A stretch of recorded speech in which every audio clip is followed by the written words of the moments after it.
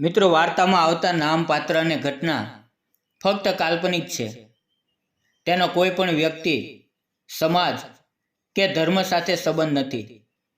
આ વાર્તાનો ઉદ્દેશ સમાજમાં જાગૃતિ ફેલાવવાનો છે. મારું નામ પૂંજા છે. હું જયપુરમાં રહું છું. અત્યારે મારી ઉંમર 24 વર્ષની છે. મારા ઘરમાં મમ્મી, નાનો ભાઈ અને હું, બસ આટલા લોકો રહીએ છીએ. પપ્પાનું 3 વર્ષ પહેલાં અવસાન થઈ ગયું હતું. તે પછી અમારું જીવન સાવ બદલાઈ ગયું. મારા મમ્મી એક ક્લિનિકમાં નર્સ તરીકે કામ કરે છે અને હું ઘરનો ખર્ચો કાઢવામાં થોડી મદદ કરું એ માટે ઘણા સમયથી નોકરી શોધી રહી હતી. કોઈને કોઈ નવી આશા સાથે ઇન્ટરવ્યૂ આપવા જતી, પણ ક્યાંક પગાર ઓછો હોય તો ક્યાંક કામ વધુ હોય. ક્યારેક એવું લાગતું કે કદાચ મારા ભાગ્યમાં નોકરી નથી. આજે પણ કંઈક એવું જ થયું હતું. હું ઇન્ટરવ્યૂ આપીને ઘરે પાછી ફરી રહી હતી. હું સાવ થાકી ગયેલી હતી, નિરાશ થઈ ગઈ હતી. સાંજના લગભગ 6 વાગ્યા હતા અને હું બસ સ્ટોપ પર બસની રાહ જોઈ રહી હતી. વરસાદ શરૂ થવાની તૈયારીમાં હતો.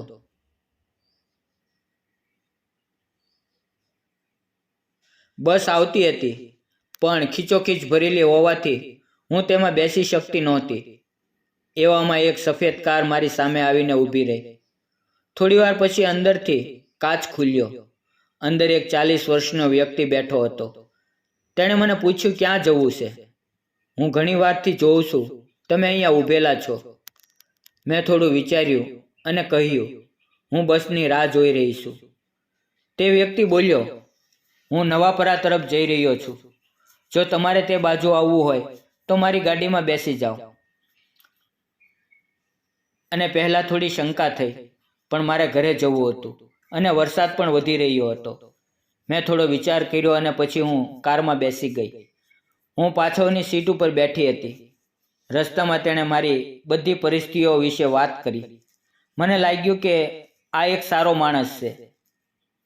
તેમણે મને કાર્ડ આપ્યું અને કહ્યું કે તે એક આઈટી કંપનીના CEO છે અને તેણે વધારામાં કહ્યું કે તમારી વાત સાંભળીને મને લાગ્યું કે તમને એક તક આપવી જોઈએ. જો તમે નોકરી કરવા ઈચ્છો છો તો આવતીકાલે ઓફિસે આવી જજો.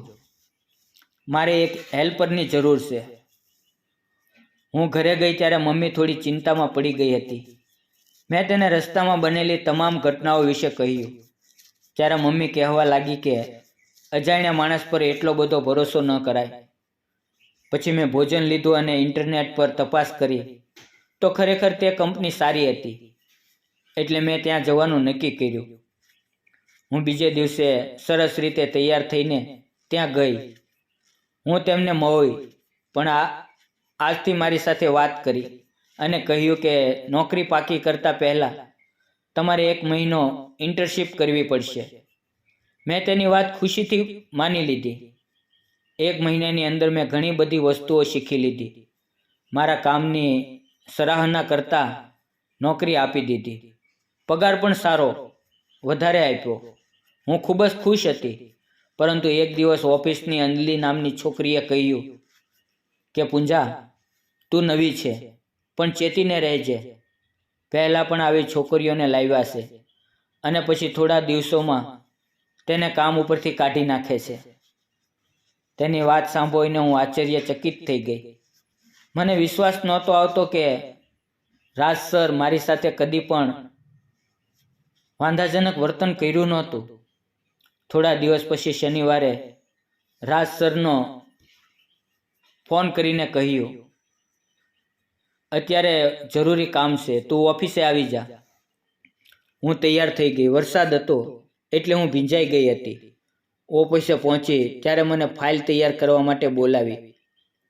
કામ કરતી વખતે તેણે એક ક્ષણ માટે એવો વ્યવહાર કર્યો જે મને અસ્વસ્થ લાગ્યો. પછી ધીમેથી કહ્યું, જો તું મારી વાત માનાતો તારી નોકરી પાકી થઈ જશે અને પગાર પણ વધશે. હું એકદમ ચોંકી ગઈ. મારા માથે મમ્મી અને ભાઈની જવાબદારી યાદ આવી, પણ સાથે મારું આત્મસન્માન પણ. આખી રાત વિચાર કર્યા પછી બીજે દિવસે મેં નક્કી કર્યું કે કોઈ પણ લાલચ માટે હું મારા સિદ્ધાંત નહીં છોડું. મેં રાજ સરને સ્પષ્ટ કહ્યું, માફ કરશો સર, પણ આ રીતે નહીં. તે દિવસ પછી મને ખાસ કામ આપવાનું બંધ થયું. કેટલાય દિવસ પછી તેણે કહ્યું, કંપનીનું એક મોટું કામ છે, 3 દિવસ ફાર્મ હાઉસ આવવું પડશે. હું ત્યાં ગઈ. મીટિંગ પૂરી થયા પછી બધા જ લોકો જતા રહ્યા.